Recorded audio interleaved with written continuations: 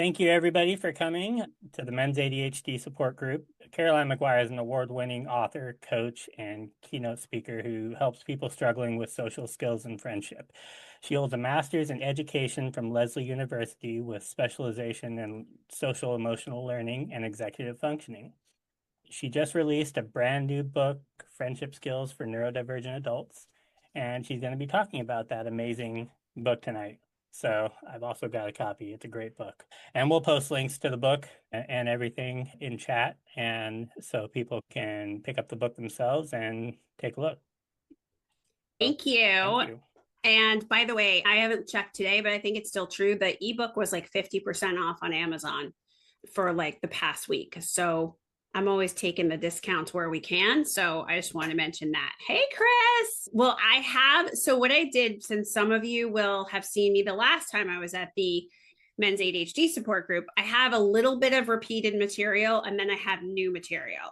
So I felt like I had to give some background material in case somebody wasn't at the last presentation. I didn't want them to feel lost or feel like, what is she talking about? As if it was, a continued conversation that they weren't a part of. And then I do have new material about the workplace and making friends in the workplace, because Gallup polls still say that people will stay in a job for less money if they have friends, which, by the way, don't do that. And they want friends in the workplace. And I feel like we all have those communities where maybe we're seeing opportunity, but we don't necessarily know how to make it happen. So I wanted to talk about that. But I'm going to share my screen. I'm going to talk. We're going to unshare. We can chat. People can ask questions. We were very interactive last time. And I think that that's a good way to be. So I'm so excited. I've been excited to come here all day. So this is the new book. It's finally out, and it's out worldwide pretty much. And I wanted to start with the way you make friends, right? So this book isn't prescriptive. This book is more about how do we do things differently? How do we make friends with our brain? How do we figure out, since interest is our fuel and environment is so important to us, and if we literally can cultivate environments that are more ADHD friendly, we can succeed more, and our traits really are affected by environment. I really didn't say here's how you need to make friends as if you have to do one thing. But what I did was talk about, here's how friendships are formed in general based on my experience and research. And then here's some different ways that we make friends from typical people, because I read every single friendship book that comes out. And with due respect to those authors, they are very much either vague and unactionable, which annoys me for some reason, or they are really, to me, geared toward people who already kind of know how to make friends. And it's like a polite reminder to do the stuff you already know.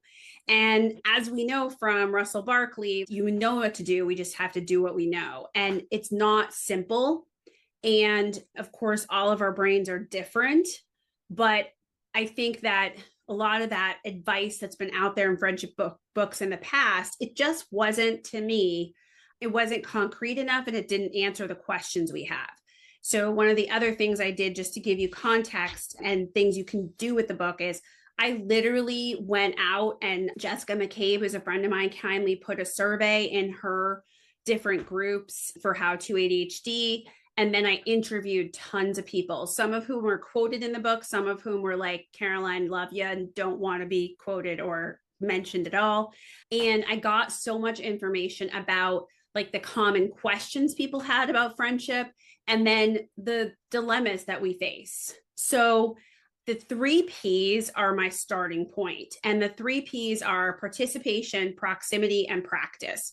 And this is really how we find friendships form. Participation is this idea that we have to see other human beings. We have to participate with them, and we have to have shared experiences. So the more we engage with people in whatever format, online, in person, it doesn't matter as much as it matters that we actually engage with them and have shared experiences. And that helps build the relationship.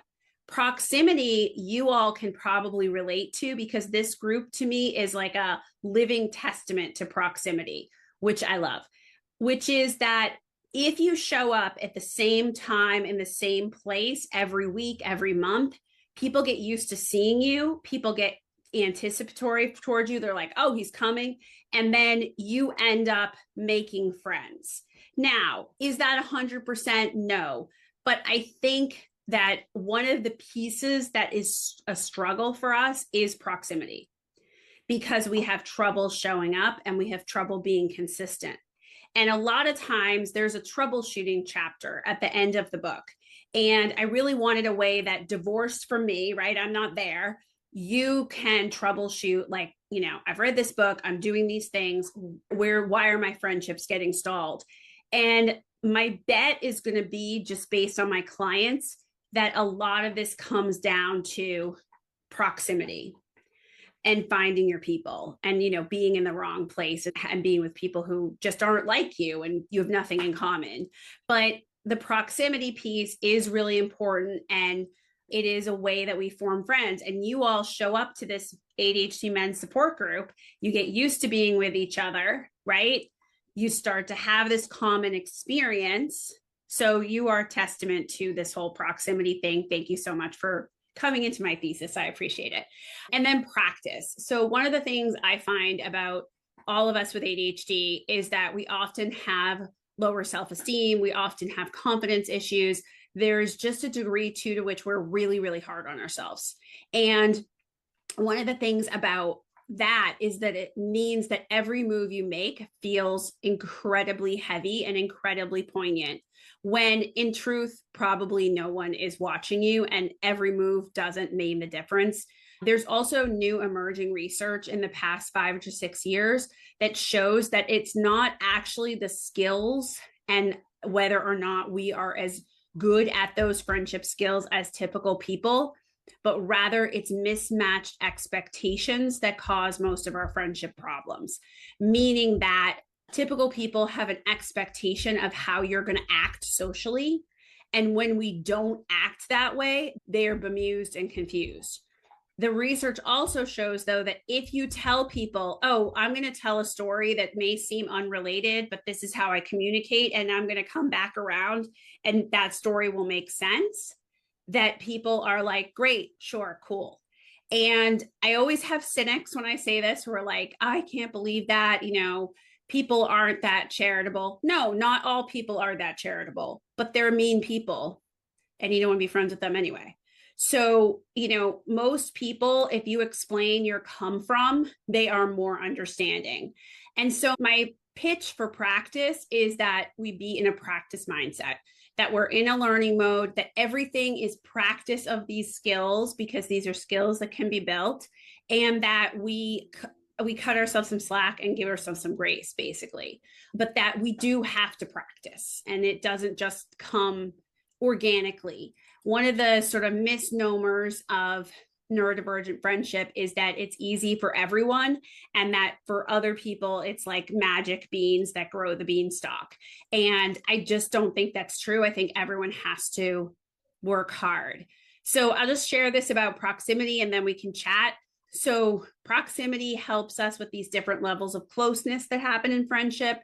And my pitch is that we build shared experiences through high interest activities, because in high interest activities, that's our fuel, right? We have a lot of special interests.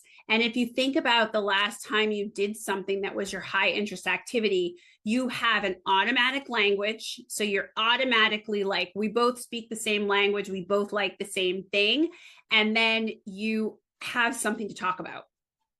You have a job or a role and a reason to talk, as opposed to that sort of awkward chit chat that's about nothing, where you don't have those shared experiences and then you don't have that common language. And so that's part of what proximity builds, is that we're picking these activities and we're going to these places and we're showing up And we're basically curating who we're targeting for friendship, as opposed to saying, I'll just take anyone. We're saying, okay, I'm looking for people with shared interests. And that way you have something in common to build off of. Okay, I'm going to unshare my screen for a sec and answer any questions about what I've said in terms of this idea. And just, I guess I'd put it out there. What do you think of this proximity thing? Do you think we're able to show up? Is this a problem? I would say, it's the I think it's really, you have a good point in that, it's having that kind of proximity of people, whether it's just, a common thing like the men's ADHD support group or just a common thing that you go to. I think it's really important that you have something to relate to, because I know for a lot of people that I've talked to and clients that they just they try to make friends with just anybody and everybody that they possibly can. And not having that something in common, you just end up essentially creating a situation where you end up being miserable too, right?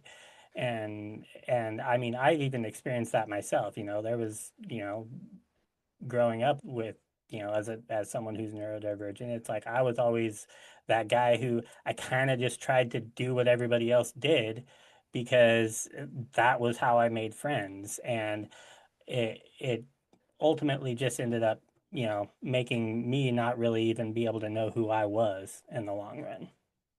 I mean, and I think there's a whole theme in the book about friendship has to feel worth it, which I heard from like people again and again and again. And if you are, Chris is nodding, which I love it when Chris agrees with me. If you are in a place, we said this in my Jessica McCabe video, but like it's truly true. You're in a place you don't want to be, doing something you can't afford, doing something you probably don't have time for because we're always behind on everything. And it just feels so superficial and actually, I think, lonelier. Right. Yeah. And so, I'm guilty of, I don't really play games very well. Like, this is my Achilles heel. I don't play a lot of political games. As a matter of fact, I don't play any political games. Sometimes people try to play them with me, but I'm like, I don't do that. I am opting out of this. Like, you can be in competition with me, but I'm not in competition with you because I don't do that. And I don't play a lot of the hierarchical games that happen in female life, where like you have to play up to a lesser mind. I just don't. And what I find is that so often, like, I move heaven and earth to go somewhere, and then I'm like bored.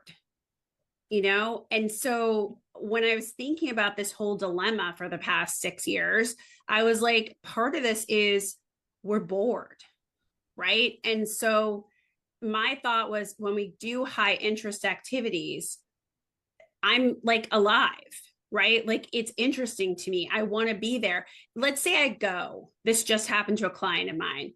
Last week, she went somewhere and it didn't work out, but she was still in a place where she was doing something she loved. So she didn't feel quite as like, this is a desolate, like, barren desert that has like left me without any hope. Right.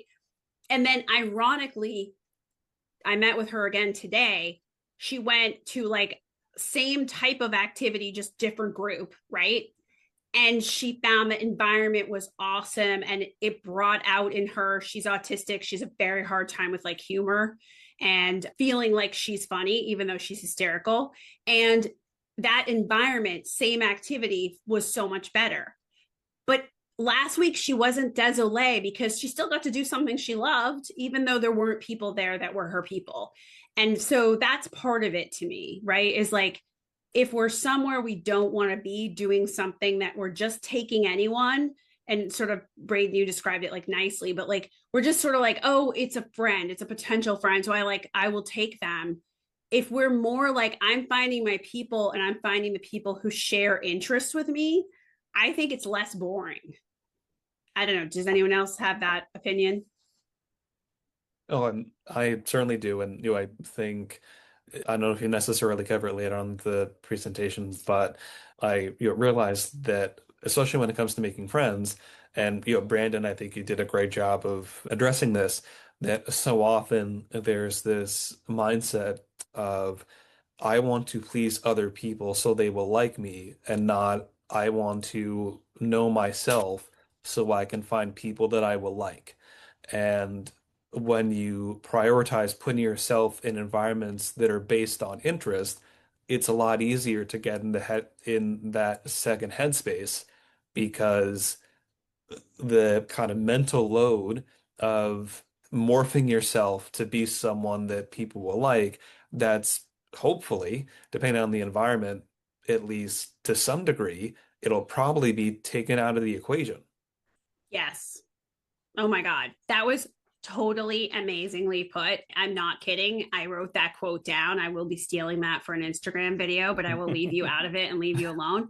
But like, I think honestly, it's so true. And that was one of the things I was sort of shocked by. So, like 3 years ago or something, Jessica McCabe was like so generous to me. I mean, I'm being really transparent. I talk about it in the book. She and I became friends. I helped her with her book. And then, she was like, I want you to write an adult book. And I was like, they're not going to give me an adult book deal. I don't have a big enough platform. I got my first book deal basically on the idea, but it was 2019, 2017. It was a different time. They want me to have millions of followers, and I'm building it, but I don't. And she was like, I will lend you my platform. I will do for you. So let's go get this book deal. She was amazing. And Ned Hallowell did the same. He deserves full credit. He literally coached me constantly to get this book deal. And I think I drove him crazy. But like, one of the things I started doing was talking to people. And I just was struck over and over again, because Jessica has said to me in a video that we made jokingly, like, I'll take anyone I can get for friendship. And I thought at first it was like a cute hook. And then I heard it from everybody I talked to. Like, I don't think about whether they're good for me. I think about whether I'm good for them. And I was like, what? Right. And the difference too is I work with a lot of kids, and kids don't think that way. Right. Kids are like, I don't like you. Like, the nice things about kids is that they're kind of transparent, right? They haven't been corrupted yet. And so, and when I've worked with adults, I guess I've heard that from them, but it just hit me. It was one of those things where, like, it struck me. I had a week where I did like 12 interviews, and every single person said the same thing without knowing what the last person said. So I think it's really brilliant that you said, know yourself so you find your people, because I think that is the key. I think we spend time on dating, we spend time on LinkedIn for our resume, and we spend no time on who am I and what do I want and who do I enjoy spending time with. And that actually is a perfect segue to a comment that I want to highlight in the chat. This is from Hardfath. Apologies in advance if I mispronounce your name, but he commented, yes, it's a huge problem for me. I can be really intense, especially appearing that way with new potential friends. Example, I think I'm very friendly, and usually I am, but I've been a solopreneur for the past 22 years, and you just found out that you have ADHD. Welcome to the late diagnosed club with the men's ADHD support group. You can find yourself among many. Yeah. My wife and I just moved to a new town about 40 miles away, and I realized as part of the move, I drifted away from all my old friends in the decade before I moved. So I'm hopefully you can give me tools to help me curate some new friendships in my new town. That's what was asked. And then rekindle some more. Yes. And here's a couple things. So in this model of curating friendships, okay, I want to tell you a little story. I have this group that I go into, and it's like a lab for neurodivergent adults, and they're working on executive function skills. And it's like a very big, robust community. And I did like a year of coming in once a month to help with friendship. And I said all the stuff I'm saying to you. And there were cynics who were like, never, Caroline, it's never going to happen. And then there were people who were like super eager. And one of the folks who was super eager tried joining a bunch of activities in their town, right? And they just didn't have any luck. They just had that stilted feeling that you get where you come home and you're like, this wasn't all that in a bag of chips. And then they saw an activity that they were interested in, and it involved bird watching and photography. Now, just PSA here, there's like a whole community of people who do bird watching and photography, and it's super robust. Who knew, right? So it just reminded me of the online role play game community. Like it's like super robust. So they went like an hour and a half away to this like day long expose thing, and they instantly clicked with someone, and they spent the whole day together, and they were like finishing each other's sentences, and they were so happy. And then they came home and they came to this group, and I said, okay, so let me ask you $1 million question. Would you rather travel an hour and a half or be online, right? And be with someone who literally makes you light up the way you're lit up? Or would you rather be with people in your town? Because it's a strategic choice, right? Some people are like, I'm not going to travel. And they were like, I want to be with somebody who like makes me feel this good. So that's part of the question. I'm being annoying because I know you wanted me to say how to make friends in your town, and we're going to talk about the workplace in a second. But that's part of the mindset shift I think we need to have, is like, if you find these, communities, and there's so many communities out there where you have these high interest activities that offer high engagement. So in other words, we talk, we cultivate, we engage with each other. We have the opportunity to make friends. We have the opportunity to get to know each other. I'm just going to say, I think it can happen in your town, your community, in a 30-mile radius, right? But I also know for some people, they just don't find it. And you can find it elsewhere. You can find it online. And I'm just going to reveal my personal prejudice. I would rather travel and be with people who light me up, right? Rather than be with people who dim my light. Now, I think in the male world, there's not as much probably, hopefully, light dimming and like dramatic things as in the female world. But in the female world, I'll just give you a sneak peek. There are a lot of people who try to dim my light. And I find that I'd rather be with people who really fill my cup, So I think that's just a choice to think about as you go into this, as you're like curating and thinking about who you are and what you want. I also think that sometimes groups don't work out, just like with my client last week, and then you try another group. So my advice, which no one likes when I give this advice, but it's good advice, is to try 2 or 3 different things and join 2 or 3 different things at once. Don't just join one. Because what I find happens is when you join one, like then if it doesn't work out after 6 months, or someone quits who you really liked, and you feel defeated.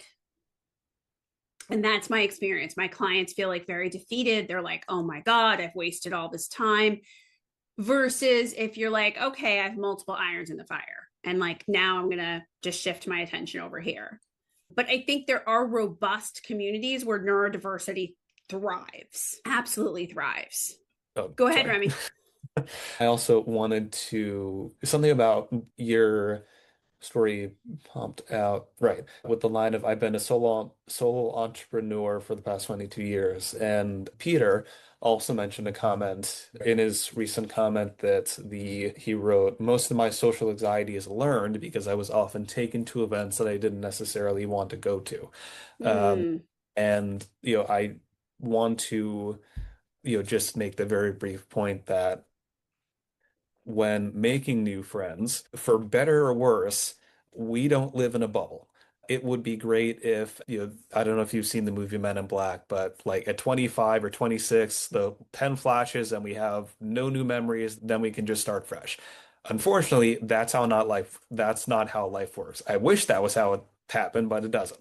So, as Peter mentioned with his point, and, Daniel, as you alluded to, your past experiences, good or bad, and as people with ADHD, we know we probably had a lot of both.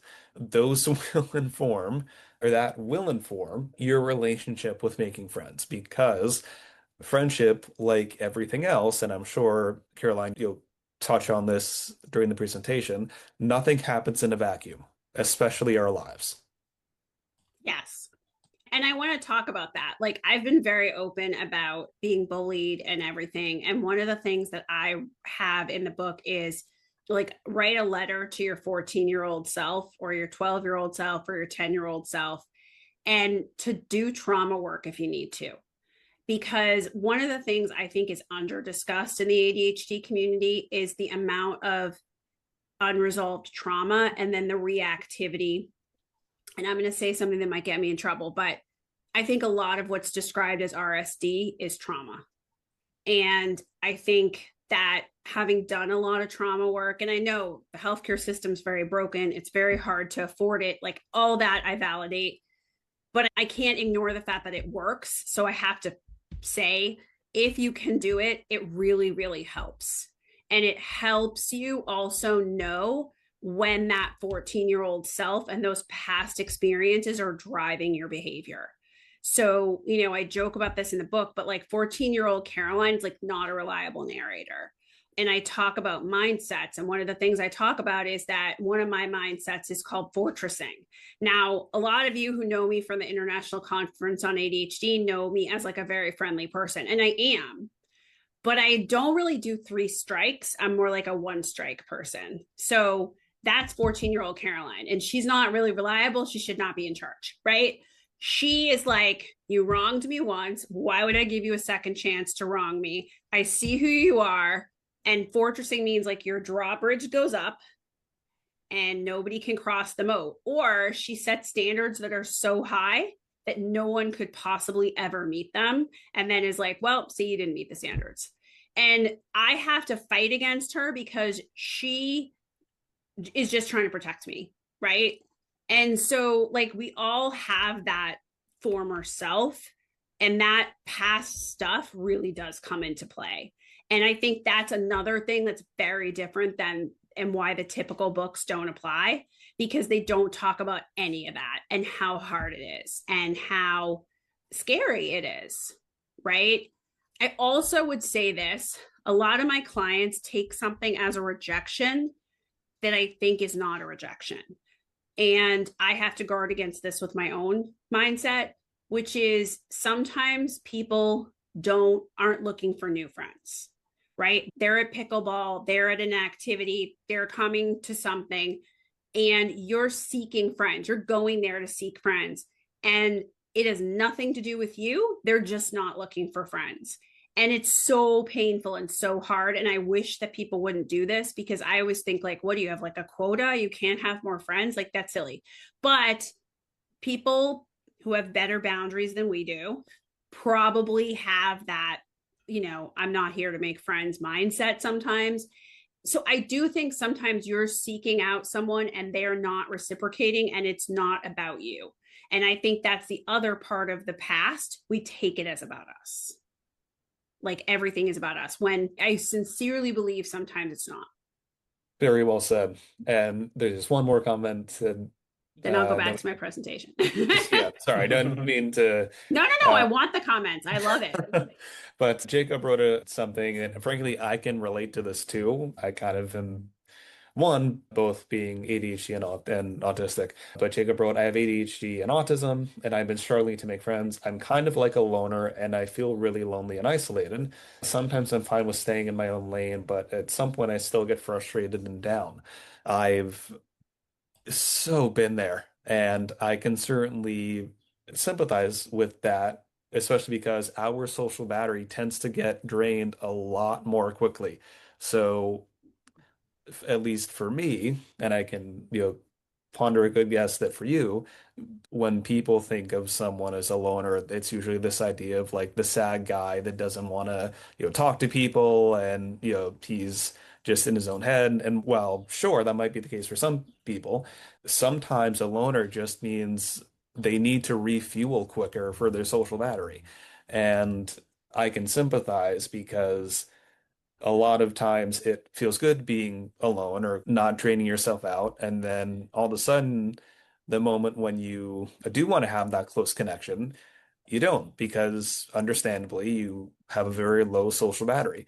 And I think that's actually a really good point. And for those people that are I don't want to say loner because I think that kind of brings up a negative connotation, but for those that enjoy much more time with themselves and other people, how would or what advice would you give them to balance that preference on top of those moments when you don't necessarily want to be just one person on an island? So I love that this came up because I think, again, an under discussed topic in the neurodivergent community. So since the beginning of my practice 21 years ago, I've always worked with mostly ADHD clients. And I actually have been pushing that it's autism in the ADHD space for a long time. And now people are really bringing it in and listening, and I'm really happy. And the diagnostic rate has exploded, as you know, since 2013, which I'm so happy about. And I think that with the social battery running down, so I think there's a few things. I think we all have to decide, and we individually have to decide how much socialization we need. So any of us who are children of the 80s and 90s, I think the way we were told to socialize was that you had to socialize basically like an extrovert, and that you had to constantly be on and constantly be social, or you were this supposed loner, and that you had to have like tons and tons of friends. And I don't think that that's true. I think everyone has a different level or need of fulfillment. And my advice is also like add 25%, right? So I'm not ADHD, I'm ADHD and I'm hyperactive, but I'm an only child. And so my only childness means I really do like to be alone sometimes. And I don't always play with others. I need to like sometimes just recharge. And my husband will always tease me and be like, that's your only childness. But it really is, because you get used to being alone and you're with adults all the time as an only child. And I think like in terms of if other people need 3 outings a week, maybe Jacob, you need 2, right? If other people need 5 friends and 16 acquaintances, maybe you need 2 friends and 9 acquaintances, right? So one of the things that I talk about in the book is looking at what fills your social cup and what you need. And then the other part of this, I think that's really important for all of us, but especially with the social battery piece, is to communicate. So let's say you meet someone and you really like them and you enjoy their company. You can use a diagnostic label. You cannot use a diagnostic label. And you can just say, like, I'm a person whose social battery runs down really fast. People are starting to understand that. Like, the great news about the internet, like the internet has so many problems, but the great news is that people are starting to, it's starting to be part of the zeitgeist where people understand like the term social battery. Like random typical people will say this to me now. And so I know they've heard it on the internet. And I think you can say like, I really enjoy your company. I really enjoy doing this. I can only do so much. My social battery runs down. So I'm going to attend every other meeting, or I'm going to attend all online meetings and not in person, or whatever it is. But part of what I think happens in friendship that keeps us, from really keeping up with people and using that proximity piece is that people don't know or come from. So they don't understand, like, why do you disappear? Why don't you show up? Why are you saying no? Right. And, here's an example just to normalize this. My cousin is a nurse and she's neurodivergent, but when she first was a nurse, she had to work the night shift anyway, which was like a disaster with her ADHD. And she was saying to me when I was writing this book, how understanding people were if you were like, I'm a nurse and I work the night shift. So like, I'm really struggling with my social battery and I'm really struggling with showing up for things. And she was saying when she says I have ADHD and I'm a nurse, people sometimes don't get it. But when she would say the night shift thing, they were like, oh, that must be so hard. Right. And I think things have evolved, but I think like just explaining even just my social battery runs down, whatever it is you want to say. If you don't want to say I'm autistic, that's fine because not everybody understands. But I think that's a part of it. And then I also think that if you're in high interest activities and then you're sort of managing how much energy can I expend and what is the right number for me in terms of social outings, in terms of get-togethers, that will allow it to be less draining because it will feel worth it. And I think there's a natural fit if you wanted to do neurodivergent activities, because I talk in the book about, I don't want people to just be friends with neurodivergent people. Some people say that's what they want. And if that's what you want, that's totally fine.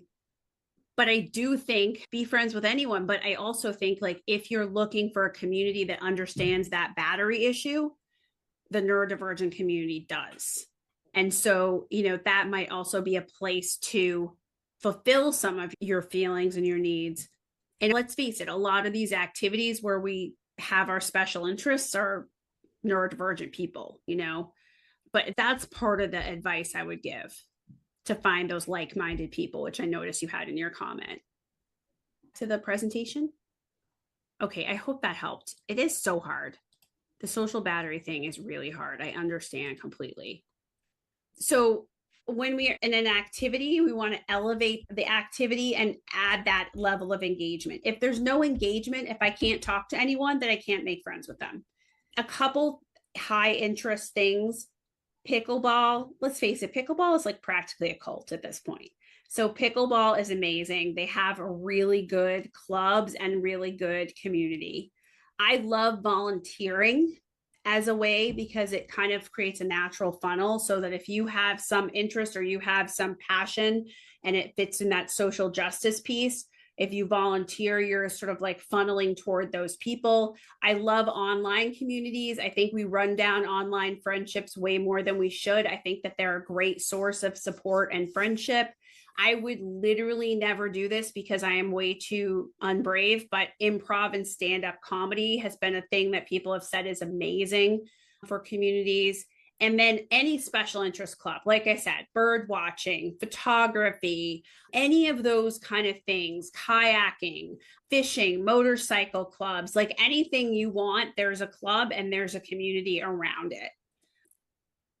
One of the things that I think is really, really hard is to go into a situation cold and to figure out, like, how do I interface with people? So one of my biggest hacks is to take a lap. So when you enter a situation, don't go right in to sit down or take a place standing with people. Go to the kitchen, walk around the area, go to the barbecue, go past wherever, end up, doing a lap around everything. And then who do you know and whose body sort of opens up to you, who you could come and alight with? Because otherwise you kind of go in and then you're like stuck with the little group you're talking to. But this way you're like doing a lap and you're going around and seeing who's there. And that helps too, in case there's somebody who you're like, I don't want to be with this person. They're super negative or they're not neuroaffirming or anything. My big thing that I wanted to talk about tonight was workplace strategies. So a lot of us are virtual nowadays too. And one of the big strategies that I find really works in terms of making friends in the workplace or elsewhere is to be the organizer. Now, I know we struggle with executive function. So some of you are like, I could not do this. But it does work in the sense that, yes, no one may show up, but it gives you a job or a role or an excuse. So, for instance, any of you who are running this group, you have a way to reach out to people, to talk to people. You have an excuse and you have a reason, right? And it makes things so much easier, right? So I had a client who ended up finding his people by joining this like volunteer AV committee at a college, where people go and do, like, if there's speakers on campus, if there's whatever, they don't have funds to run a staff all the time. And so you volunteer and you go and you run AV. And there were like 4 or 5 guys who ran the AV, and they all became friends, and they had the AV stuff in common, and they had an excuse, right? They had a reason to reach out to people. They had a reason to talk to people, and they had an excuse. So organizing, if you work in a workplace where you're virtual, organizing a virtual coffee is a great way to chat to people.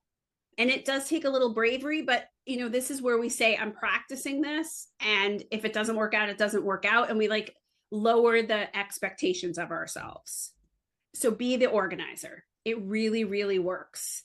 Run the activity. Be the person who does the newcomers group in your town. A lot of towns have a newcomers group. You welcome the newcomers in. Run the book club, right? Run the, we have in my town like a farm day because I live in the country. And there's a person I know, he's, running the farm day. He knows everyone. And he's a person who's told me that he really feels socially awkward and he doesn't really feel comfortable, but he's got an excuse. And farm day, just to let you know, it takes all year to plan. When you're in the workplace, one of the things that we found in a recent Harvard study, they found that the old thing of having donuts in the break room really was a way that people made friends. And a lot of that has been cut. And now workplaces are saying, how do I get people back? How do I make people happy? So if they have workplace events and you feel like there's people you want to meet, people you like, go to those events or spur the workplace to offer those events, because that's a great way to meet people. One of the biggest tips that I got from people around making friends, it's just so brilliant and simple. Everyone wants to be seen. Everyone wants to be heard. And if you are in a meeting with someone and you like them, you think they're a potential friend, drop them a text, drop them an email, drop by their desk and say, I love what you said, right? I'm so glad you brought that up in the meeting. We are so on the same page about X. Thank you for bringing it up. And it's a great entrance toward meeting someone and showing them that you have a like mind. Now, one of the things I talk about in the book is, I call it pings. You're sort of dropping a ping like a submarine drops a ping to see if there's anything going on. Sometimes we're dropping pings and nothing happens. But sometimes we're dropping pings and someone else grabs onto that ping and says, yeah, I'm so glad you liked it. I was really nervous about it. Or I'm so glad someone else validates this. Like, we have to change the payroll system. It's bananas. And then you have liftoff. Someone is interested in talking to you and they're interested in what your mindset is. And I think you could do that with the high interest groups too, by the way. You could say, like, I'm so glad you said that. It's not being sycophantish. It's just letting someone know that they're seen and heard. So I loved this tip. I got this tip from the internet. There are times when there's signs somebody is interested and signs somebody is not interested. And some people just aren't interested in forming friendships. It's so painful. And they might say something like, I'm focusing on family right now. I'm busy. I catch up Sunday. Could they be full of it and they just don't want to be friends with us? Yes. But to me, it's a sign the door is closed and I'd say move on. Like, to me, I was in sales for many years before I was an ADHD coach. And to me, like, I don't want to keep trying to sell you on something when you don't want to buy it, right? I want to just keep moving on. Having the job or the role I've talked about. So volunteer, run the activity. If you're at a party, run the barbecue. It makes meeting people and engaging with them so much easier. If you're a natural teacher, like, a trait that I find with a lot of neurodivergent people is that, like, we're very good at teaching, we're very good at explaining things, and you're in the workplace and you really want to meet certain people, be with certain people, volunteer to be the teacher of something, volunteer to be the one who, like, runs certain things, because it's a way to use one of those neurodivergent strengths. So being the teacher, using your strengths, helping others, right? I can't tell you how many friends I've made through me helping them or them helping me, right? So that I'm the one who's teaching them, I'm the one who's helping them. And, I'm teaching someone, I'm not like I'm so good at it, but I'm better than some people. I'm teaching someone social media, right? And they were like, I really want to be better at this. And I was like, I really want to be better at X. And so we're like kind of exchanging, right? And you meet every week, and eventually you're the person you're sharing things with, right? Because you've met up all the time. Caroline, if And I can just jump yeah, in with your example of setting up pins, which I think is such a great thing.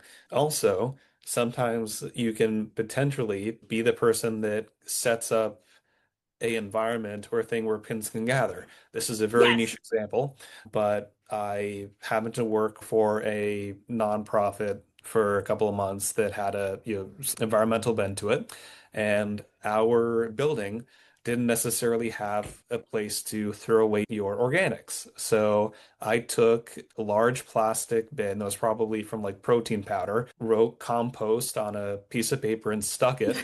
And so rather than, people coming by my desk to get a piece of candy, they would stop by my desk to throw out a banana peel or an apple core.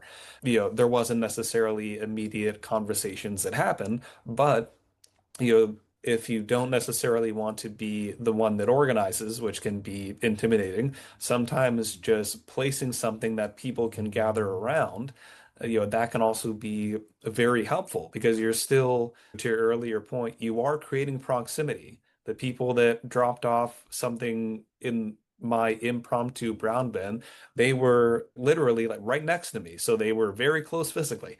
So that's another thing that, you know, mine is a niche example, granted, but I'm sure it can maybe be retooled to some degree.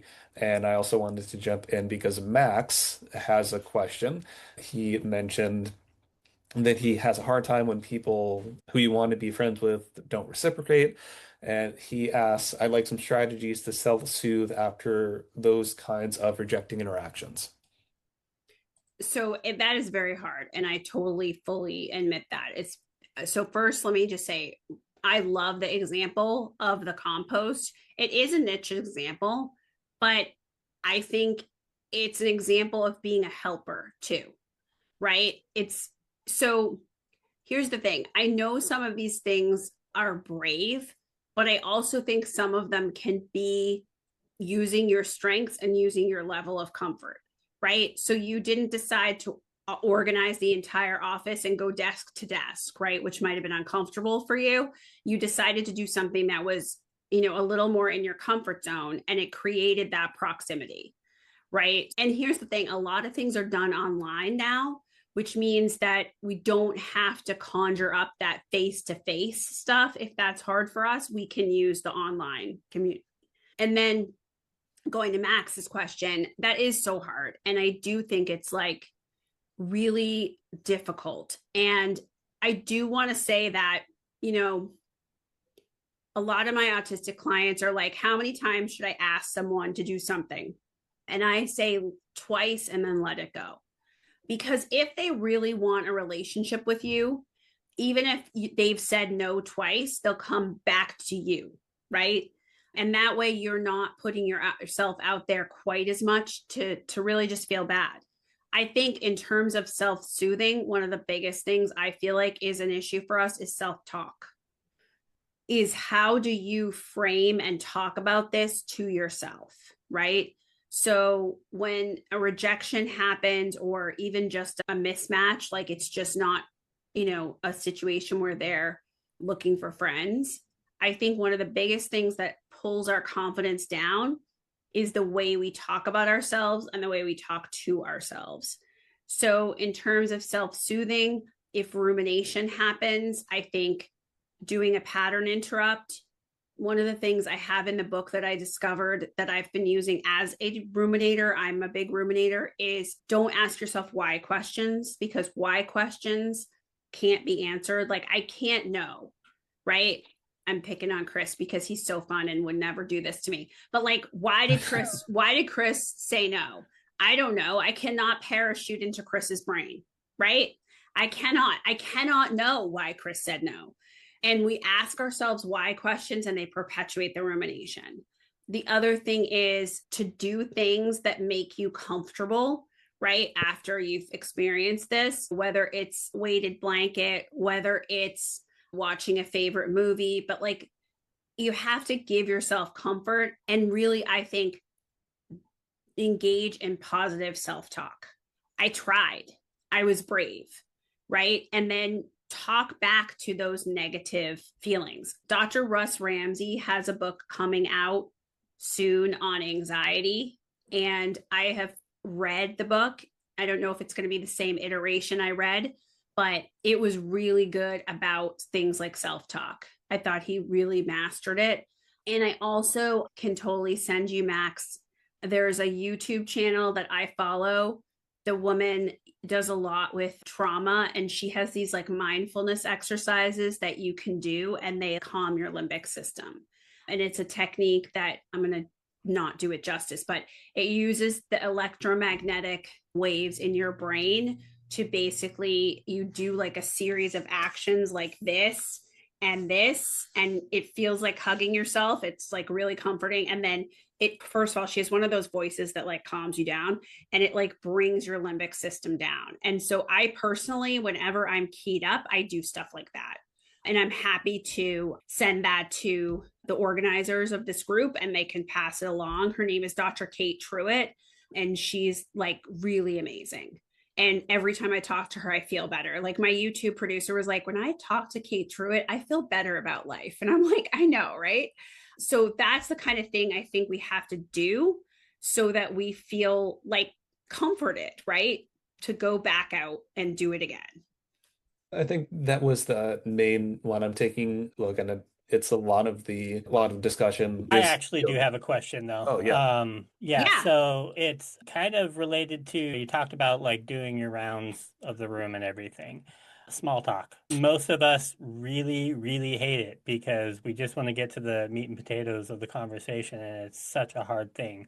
What is your advice when it comes to making small talk in a situation where maybe you don't necessarily know all the people or know what kinds of things to talk about specifically? Okay, I have a technique for this. All right. So I have chapters about small talk in the book. I know we hate small talk. The problem is that small talk is the way we get to know people, but we have to move beyond the like weather and superficial small talk, right? So, great question. So, one of the techniques I found on TikTok, of all places, because I'm not a TikTok person, is called conversational threading. And it's a little bit like the ping, but what you do is normally in small talk, when I answer a question, you say, "How have you been, Caroline?" And I answer like, "I've been great. How are you?" Right? And I can feel Braden's like emotional temperature going down, right? Okay. Threading is different. Threading is I answer, but I give you some threads to latch onto, right? And then do you choose to? I don't know. But if you don't choose to, I mean, I would think you're a very boring person and I don't want to be your friend anyway. So here's the thing. I would say, like, I've been good, Braden. Like, I'm planning a trip to England next year. I am like, I just joined a new kayaking club, and like, I'm really loving hiking outdoors, right? Now you have given them something that if they are like, "Oh, I love hiking," they can be like, "Oh, you might be my people," right? And they can be like, "Where do you hike?" You gave them some threads to latch onto. I also love to do this. Well, I sometimes use it in mischievous ways, but like, let's say you run into someone in a coffee shop and you like them, like you enjoy their company, like you're glad that you ran into them, right? Well, you could say, "Yeah, I never come to this coffee shop." And they're like, "Oh, really?" And you're like, "Yeah, but I'm a huge foodie and there's a great restaurant on this block. So last time I was at the restaurant, I thought I'd try it out." Now they might not latch on to that, but if they're a foodie too, they're going to be like, "Oh, that's awesome. I love trying new restaurants, blah, blah, blah, blah, blah." And that way you're sort of engineering this so that you can find out more about people and you can find your people.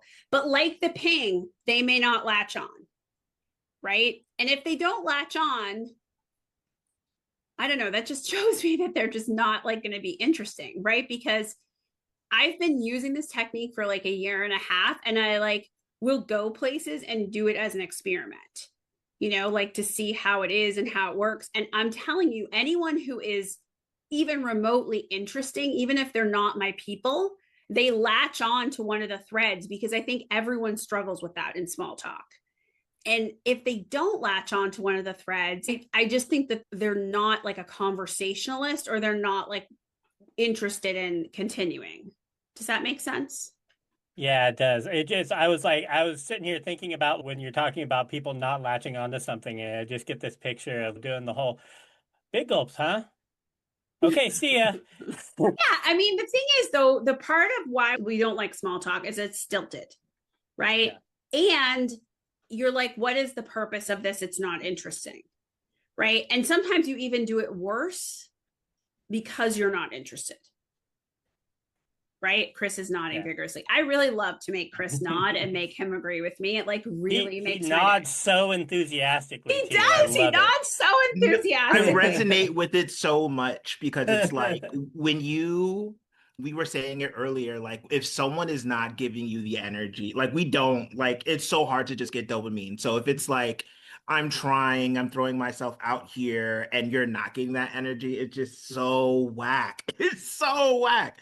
And I really appreciate this conversation around kind of like the small talk in the workplace specifically, because I feel as ADHDers, something that I've been thinking about is kind of like, I have a really phenomenal relationship with like my supervisor, right? But like sometimes I've been managed by people like in the past that like we haven't like linked up. And I think sometimes it's like the neurodivergence thing because like how we see authority and like how we see these hierarchies and these things, like you were saying earlier, Caroline, it's just like it's like, why are we doing all of that? Why are we doing this kind of like what's up? So yeah, no, it's so true. And that's why, like, I mean, look, I'm not doing a presentation at some, $10,000 ballroom here. I'm talking to people who I consider peers. And so I'm going to be transparent. Like, I don't really want to kowtow to lesser minds. Like, I don't really know why I would do that. I mean, did I do it in the workplace? Yeah, but there was something in it for me. You paid me to do it, right? Like, you paid me to do that. But I just find sometimes I have always been a person who wants everyone to understand. It's like my complete Achilles heel. Brendan Mahan tells me it's also a trauma response, but like, I just also don't understand why some people don't understand. Like, I don't know what's so mysterious to them. And one of the things I find is that certain people are really popular, but they are so boring. Like, I don't understand it. Like, there are people in my town that are asked to everything. And my husband will be like, I don't really want to go, but I wish we were asked. And I was like, I wouldn't go for $1 million. They're so boring.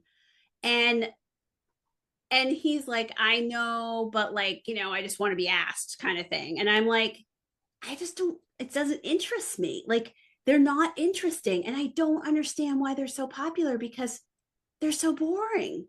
And so it's really hard for me sometimes to understand those kind of things. Like, I think that's why I explore socialization so much. I'm fascinated. Like, when I get to the pearly gates, I'm going to be like, who killed John Bonet? And like, why were these people popular? What was their secret? Because they were so boring. And see, Peter's probably going to be like, Caroline, you know why. But I think, Chris, it's so true. And I think also we take not syncing up with someone so personally. Right? Yeah. And like sometimes it's not personal. Right? Mm-hmm. Yep. What is it about your supervisor now? Let me just be coach like. What is it about them that makes you sync with them? I think that we are something that we've appreciated about each other is that we're both non-linear thinkers and we are very much like we're in conversation with each other and we're here and we're there and we're somewhere else and we're somewhere. And I think we allow each other to give that space. Like I can do it as much as she does. Because I think sometimes what happens is that sometimes you can be a sounding board, but it's different when kind of like collaborative and it's like in that way, right? Where I think a lot of it in these hierarchical relationships, especially with neurotypical people, where they're like, this is how it goes, it's very hard to kind of like maneuver or be creative like we are kind of like within those dynamics. So I think Yeah. what's refreshing is that I can kind of be. I don't have to be employee, so such and such. I don't have to be I can be Christian, you know? Yeah, I like that. Oh, you know what? One of my few friends in elementary school was Christian. I didn't know you were Christian. I thought of you as Chris. Great name.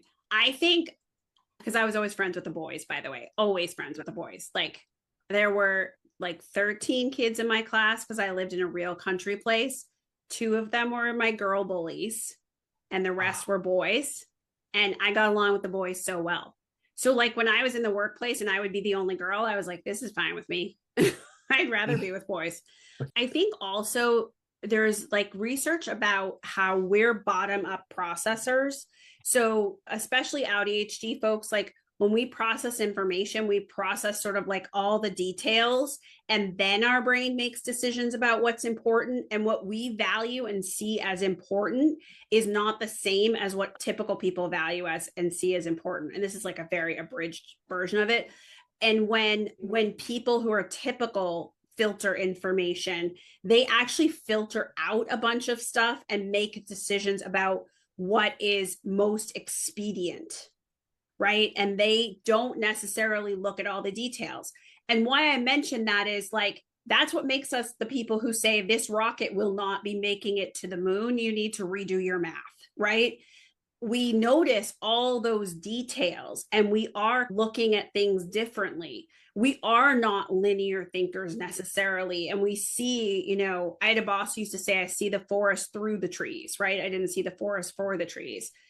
And I think that there are people who don't enjoy our nonlinearness, but I also think that there are people who do enjoy it. It's just really tough in the workplace because we can't necessarily pick and choose those people. Although I would say in an interview, if someone's very nonlinear, be like, thank you, I will sign up for this job. But yeah, no, that's totally true. And I only have a couple slides left because I knew we would talk because we always talk when I come here. Okay, let me go back. Okay, the other thing that is not in the book, but I thought was worth talking about is that another technique for conversation, especially in the workplace, that I really like is what I call steering the conversation. And that is basically you are steering the conversation toward topics that you enjoy rather than allowing the conversation to just be open.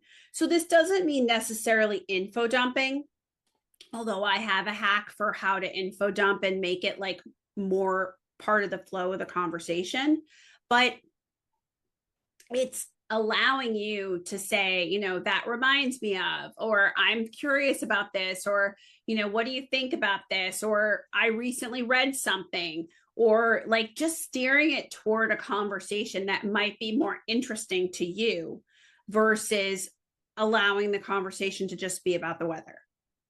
And it's kind of threading adjacent, although I would argue that threading is probably the best technique because it allows you to sort of pepper in what you want in the conversation. So I think part of the conversation thing is that, and I can feel people saying like, this will be draining for me.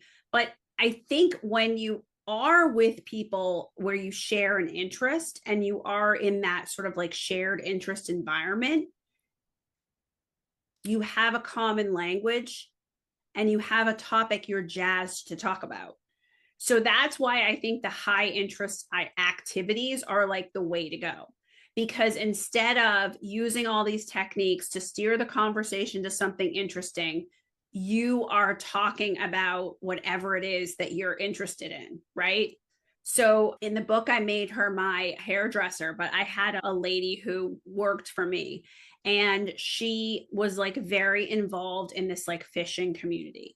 And so just to give you insight, there are these communities where people fish, they make videos about fishing, and they spend the weekend fishing together. Who knew? And she was telling me all about how, like, the minute you meet someone who's part of one of these communities, you have tons to talk about because you want to talk about all the spots you've been to, all the things you've done. They have these like expeditions.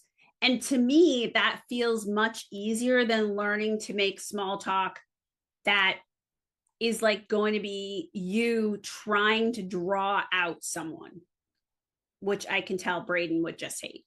Okay, so signs you're making progress. So when we're doing this, it's very easy to get in our head. It's very easy to feel like you don't know what you're doing. And it's very easy to wonder, like, are they interested in me? Am I making any progress? So I love a list. I'm a list person. So in the book, I have a couple things that might interest you. One, every single chapter has one thing you can do today, one thing you can try today. And so I'm very much into these boxes. The text is really broken up, and those are just thinking exercises. And if you have social anxiety, this all feels really overwhelming, you can do that. And it's just, a way to get yourself into things. But the other thing I love is a list. So I have green flags to know someone will be a good friend. I have red flags to know someone will not be a good friend and will not treat you well. And one of the other things I have is signs you're making progress, signs someone wants to be your friend, signs someone wants to continue a conversation with you. And that way, if you're wondering, you can just look at these signs, because I think some of us are kind of like in the middle of the night wondering about things. So signs you're making progress. They remember details about your interests, and I would argue your life, right? So they ask you about your life, they talk to you, they know things about your life. They initiate conversations with you. So if you're somewhere and you're doing something together, they initiate conversations. They make excuses to see you. Someone told me this, then I have it in the book and I love it. They linger, right? Afterwards, you chat in the car, you chat after, you just, they take time to linger. They share at the same level you do. So to Chris's point, you just have to be, right? You share something and they share at the same level, and they want to share with you. So they say things like, I thought of you the other day. I was thinking about your dilemma with your boss. Here's something you can do, right? I think for male friendships, there isn't as much communication around feelings, stereotypically speaking.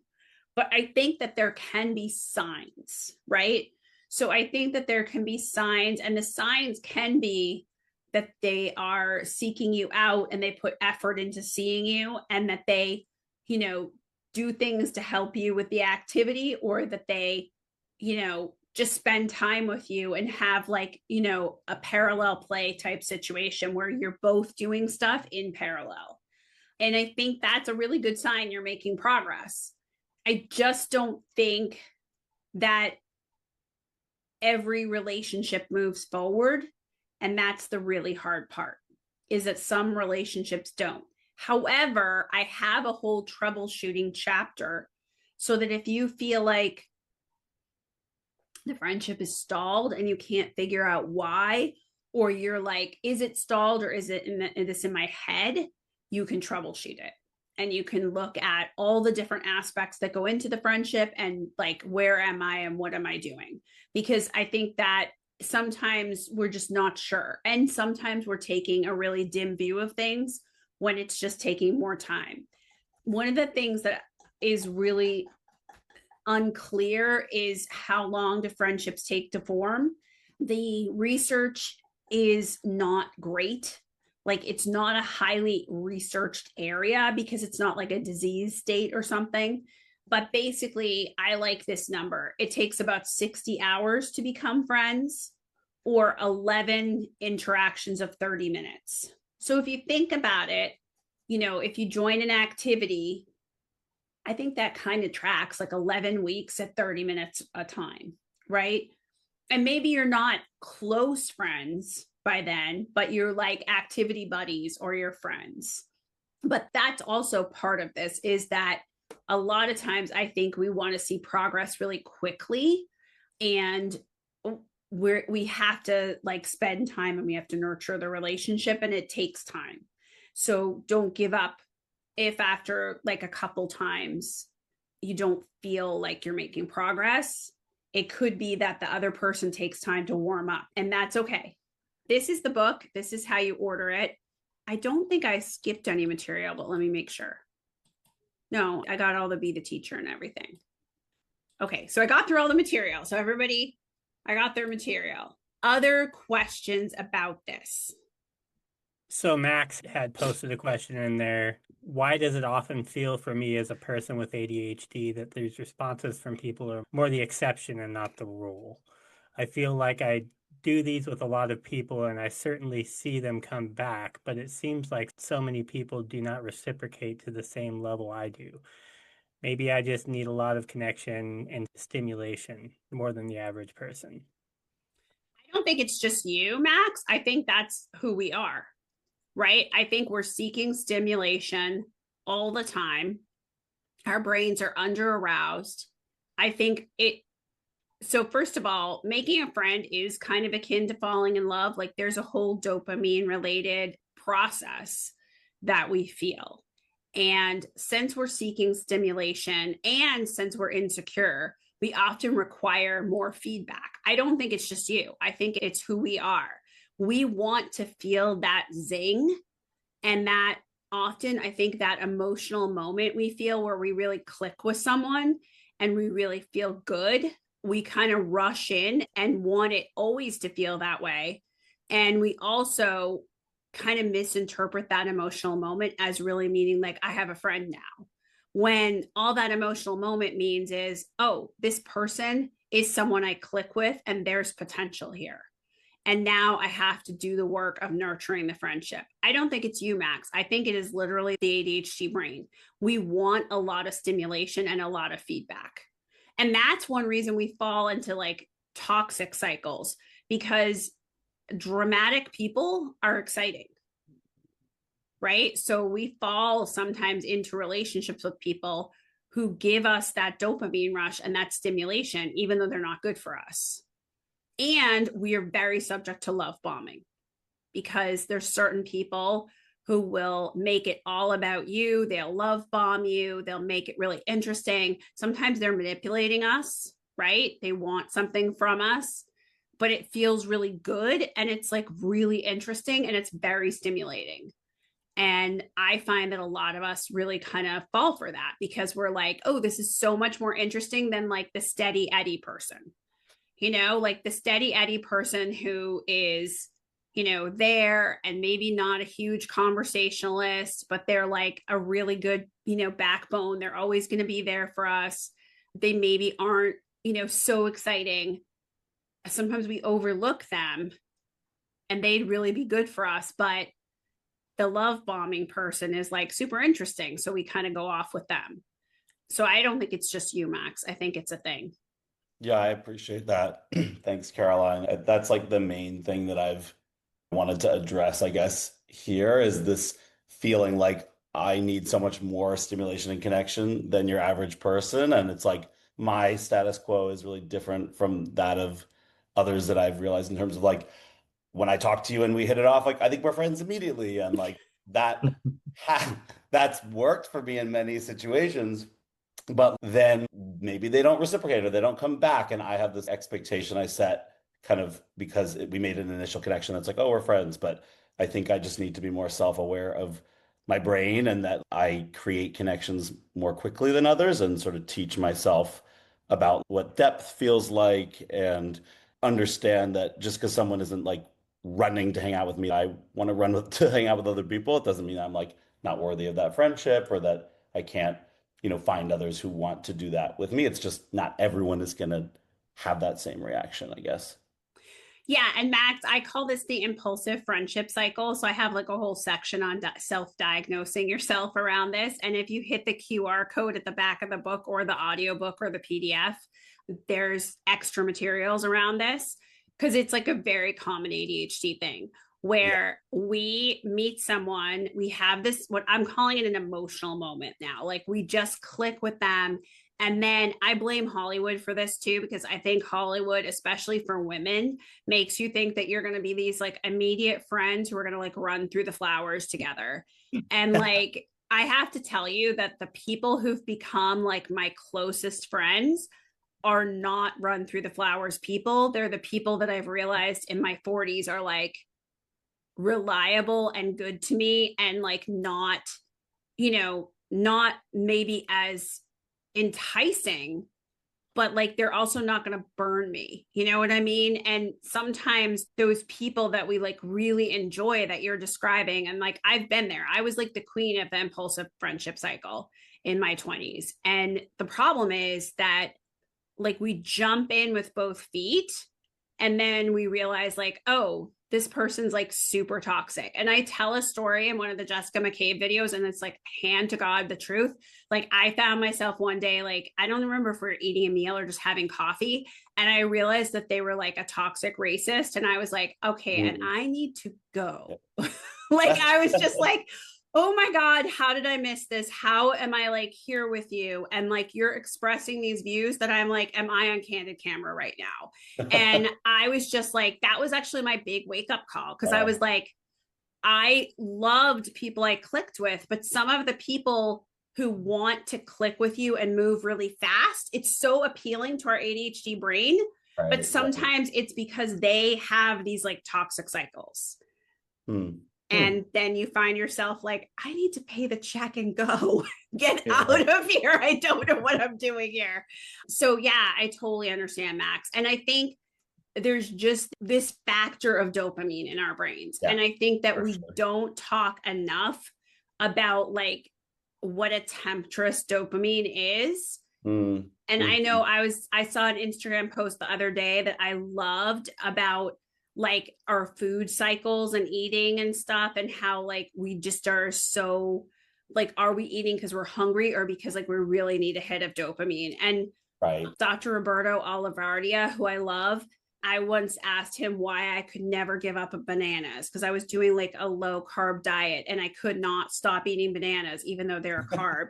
And he was like, because they mimic dopamine. And he's like, and your brain is obviously craving dopamine. And by the way, don't give up carbs.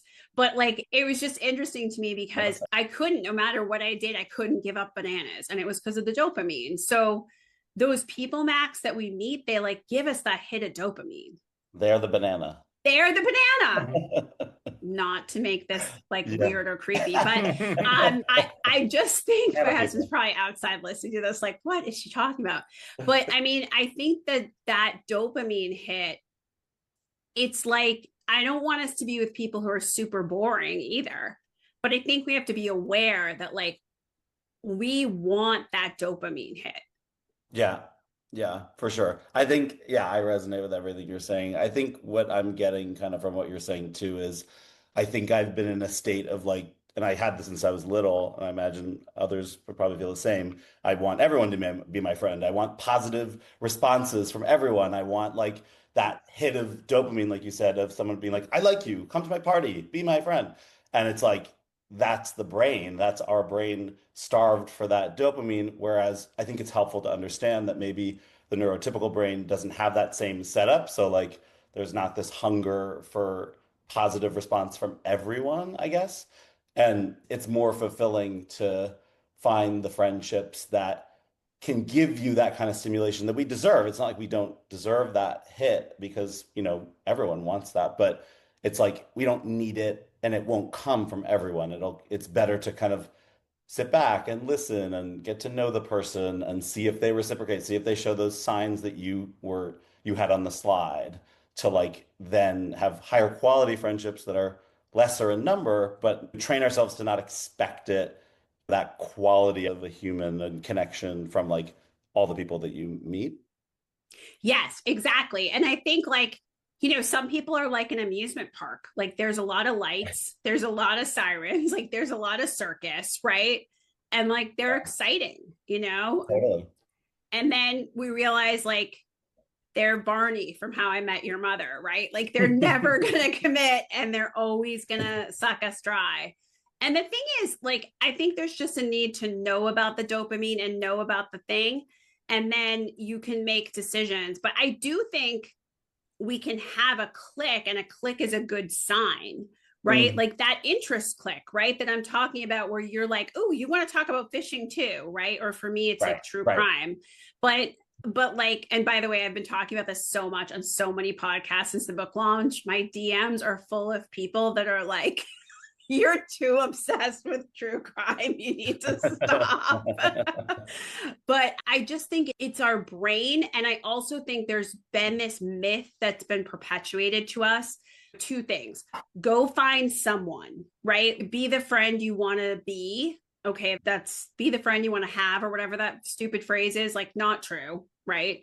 And then there's like this myth that go with anyone. And it's just, it doesn't work.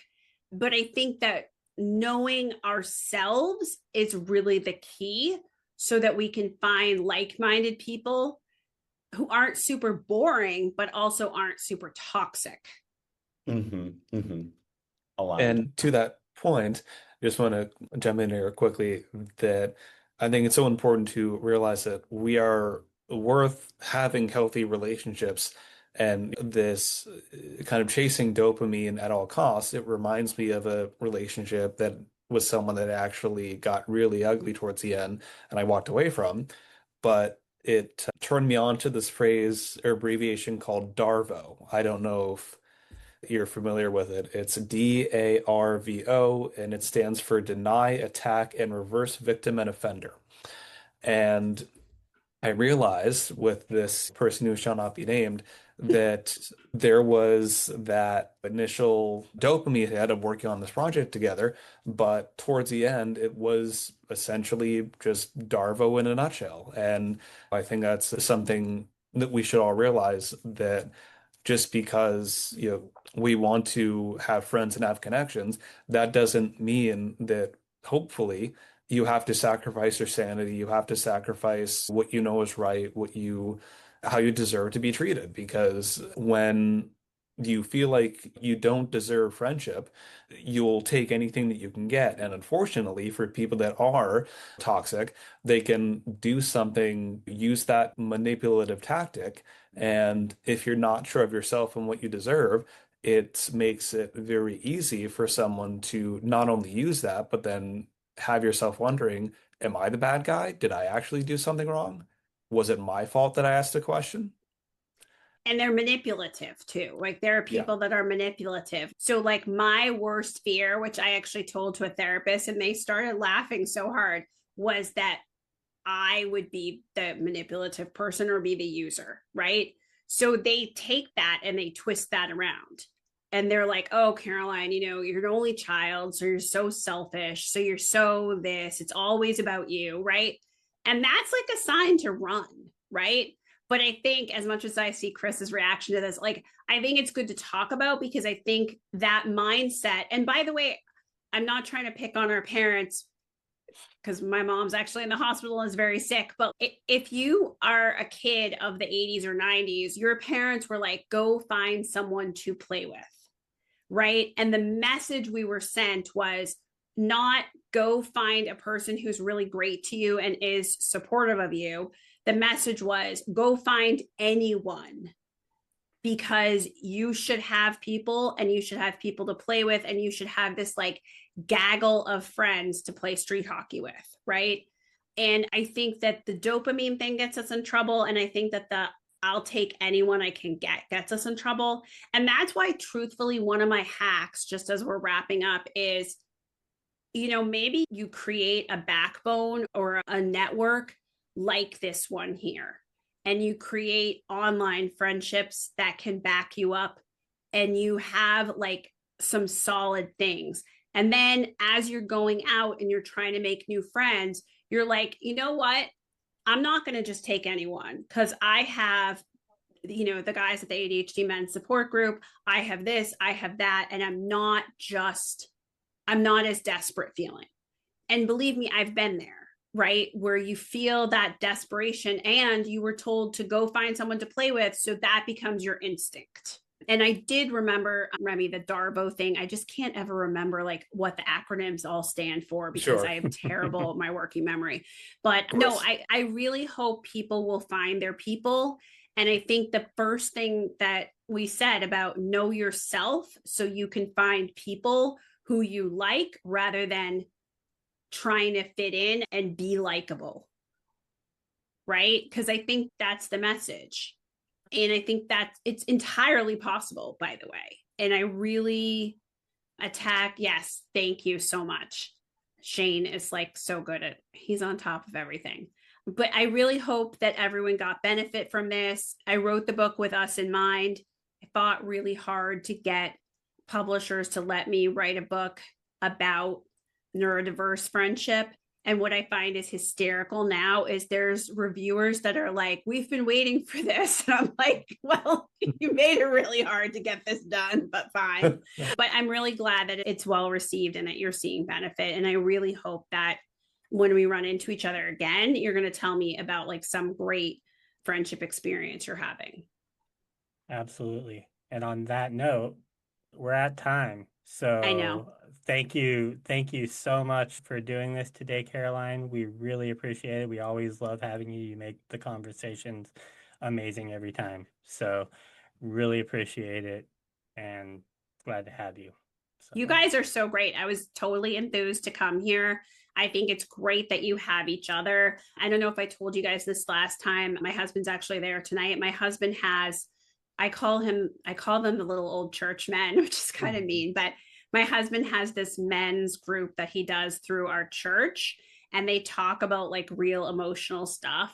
And it's really important because men don't really talk. So it's really good. And I fully support it. And I think it's special. I think it's great.